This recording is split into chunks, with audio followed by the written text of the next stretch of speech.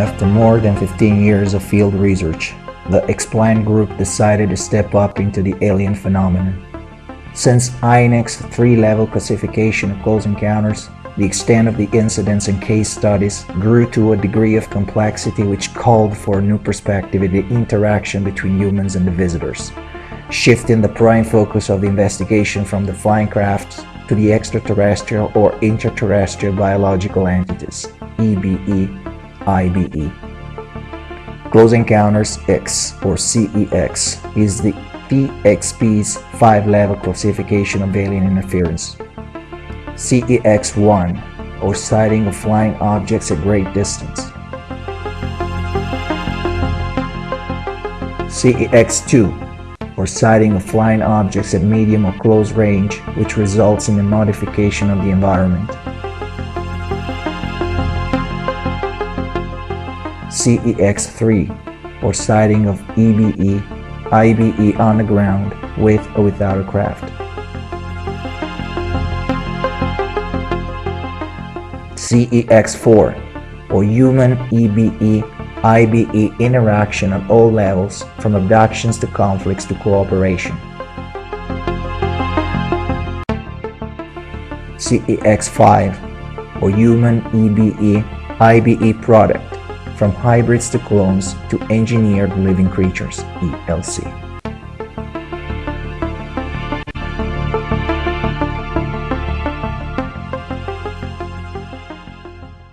Hello Lea. Hi, how are you? Okay, not bad. How about you? I'm good. It's this morning here, so Yeah. you can only imagine. Middle of the night here from the other side of the world, so good night everybody on this side of the world, and good morning from Lea Kapiteli from Australia. Just to recap the last two episodes, we were discussing with Lea about our life as a starseed, and today it's episode 3. We arrived at some point in Lea's story where she, as a child, was in touch with Antajisan, the Purple Lady, and at that point in her childhood, she would tell us exactly when her communication with Antajisan stopped, it would break down and then stops.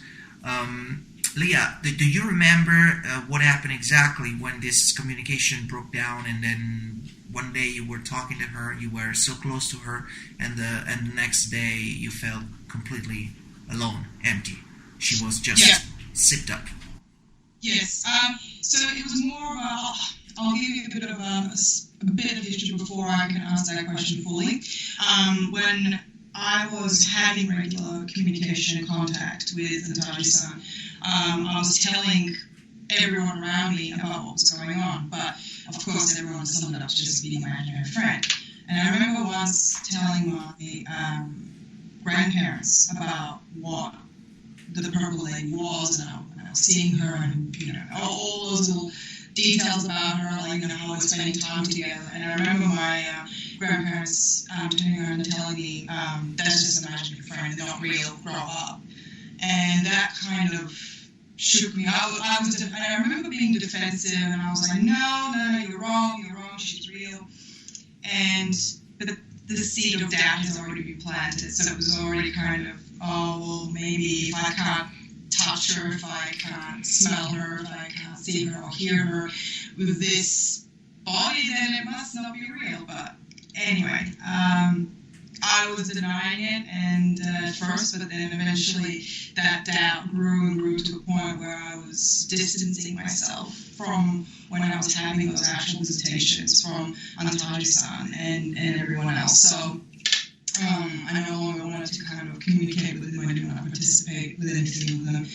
And over the years, eventually just sort of broke away until I basically told her one night when I was no longer maintaining that contact. She was asking why not anymore. And I said, "Because you're not real, go away. You're not."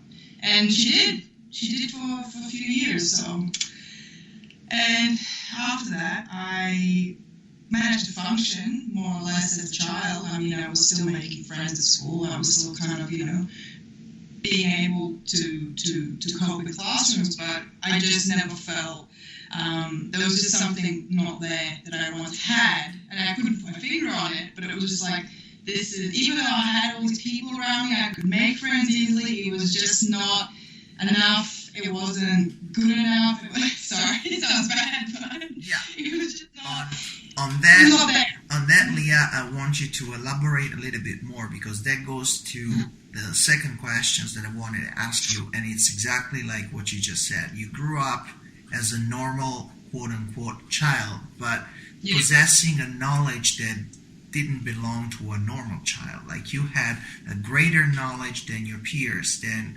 your human peers. So how did it feel like to grow up as a child in the real world, in a human world, and yet with the consciousness of a greater knowledge that you had? Because Antajisan, like you said, planted the seed of knowledge into your mind. So how was it like? How did you cope with this already two sides of yourself? As I said, it was very empty in those earlier years.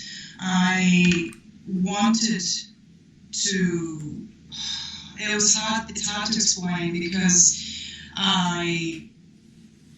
after a certain point, I no longer believed anything or thought that anything that happened in my history with my contacts was real. So it was just like, well, everything she said was just something that, my brain conjured up as a 5-6-year-old. So, it was fairly irrelevant. But at the same time, it was kind of like, then why do I feel like this? Why am I so lonely and it's so quiet? It's just that constant loneliness that even I could be in a room with people, I could be talking to a group of people, it was just like I wanted to reach out and say like, hey, has anyone ever had this before? But then at the same time, because I was screaming to reach out to someone, but at the same time I'm thinking like, but it wasn't real. So then what's reality? And that kind of, I disassociated. I was just like, well, I'll just do what everybody else is doing, because everybody else is, they're living their life in their way, they're listening to pop music, they're forming after a particular celebrity, so I'll do the same thing, because, people seem to be coping well with that, and I couldn't talk to anybody about it, because that was weird, and I didn't want to be ostracized already, because at this point I was getting into high school, and man, I can tell you that is some traumatic shit. So it's like already hard enough. You're getting into high school, you really want to fit in. You really want to be one of the ordinary kids. And I know this is a kind of a live show, although we're recording the episodes, but we were not really preparing anything up front. So I'm going to ask Leah, every episode she is supposed to have something to show us, but it's not granted. So it may happen at one point I ask her, do you have anything to show us? And she may say no. So I hope this is not the case, because I really love to see her artwork and her drawings or sketches. She's so talented, and through her drawings, we can really understand a lot more that she's trying to explain by word. And I know that it's not easy for her to explain everything through her words, and that's the reason why she just takes the brush or the pen, she sketches it up, and in one glance, we just look at something and we understand. We try to feel what she felt and what she remembers. So, Leah, I'm going to ask again for this episode, do you have anything to show to us? Yes, I've got a couple of things actually that I think would really best illustrate, forgive the pun. So this is, sorry. Oh my God. Look at that. Keep it at the center of the frame. Yeah. Perfect. Right there. No, to your right.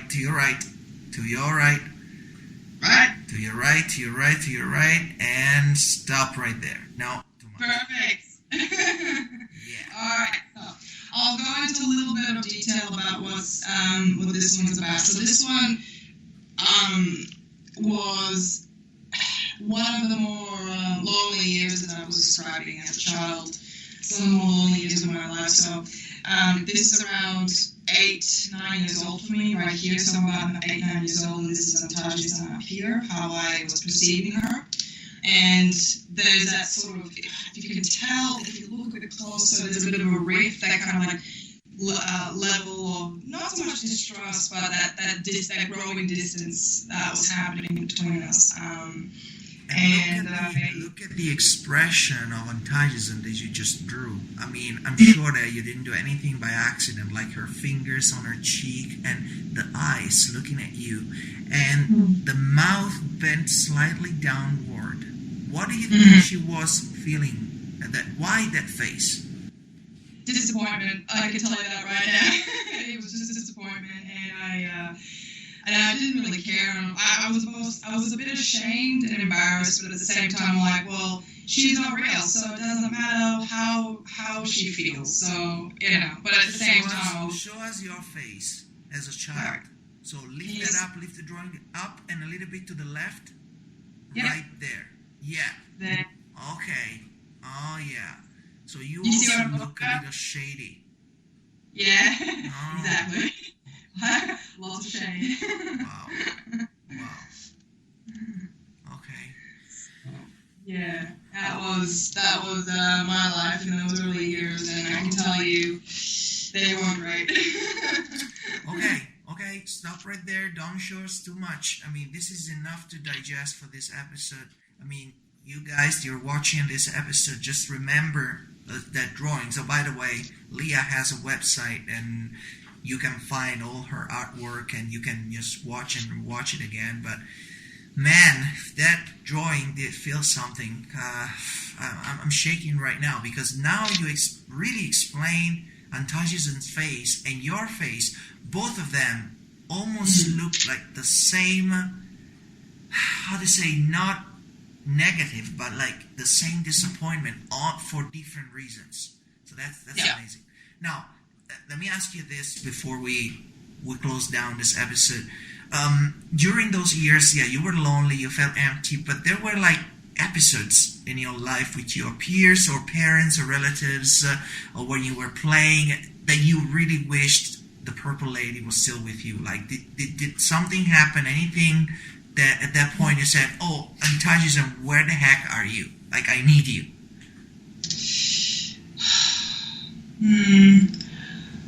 I suppose that's a hard one to answer, because when we were no longer in contact, I sort of became self-reliant in that sense. But sorry, one second. So there was just some background noise. So I became a bit more self-reliant, and but at the same time, there were some instances when I was talking to some family members and some friends who were saying some things and doing some questionable things that were basically hurting me. I wished that I had that level of support that I remember once she was giving, and that kind of like pat on the back. It was like, it's okay, you'll be all right. And that reassurance, and it was just kind of like, even so, like I would be confronted with something that was hurtful, and I'm like, who do I talk to? People would say, oh, just get over it. It's not that big a deal. But she was there when I had these things happen, and she wasn't, and then I was left to face it myself, and that was a bit difficult. I would like to actually show you really, really quick some of my earlier years. There's another illustration I have here with my peers here. So if you can actually see my ability. Freeze right there. Okay. Yeah. So that's me over here, and some of my peers here. I mean, I'm still part of the group. I'm still considered part of the pack, if you will, but if you actually zoom in on my face, just really quick, like, I never really felt like I was part of the group. I just hung around because it was easier, because it was safer as well. And I was trying to recruit recuperate the loss I had from Antajisan with with the people around me. Because, if you lose someone in your life, you try and fill that hole as quickly as possible. So that's what I was doing, if you will. But, keep the drawing right there, as I want to make a comment to conclude this episode because time is up right now. So keep the drawings there, as I explained to our users that we have witnessed a huge change in Lea's life. Because after her first groundbreaking experience with the Purple Lady, with Antajisan, she found herself alone in a world that didn't feel completely hers, as you can see here in the drawings. She had to struggle to live on, coping with family, relatives, peers, and humans who did not or could not perceive reality like she did. So was this lonely time designed for Lea ahead of time to let her experience how human life works? Or something else happened which caused the contact to stop? It is hard to tell, but in the next episode, we'll try to dig deeper into Lea's teenage life. As she said, she broke into the teenage life and the struggle to be normal. So, Lea, thank you so much for your sharing today, and we'll see each other again on episode 4 of Starseed. Thank you for having me. Thank you so much. And I appreciate talking about this. Really, I do. Thank you. Thank you. See ya.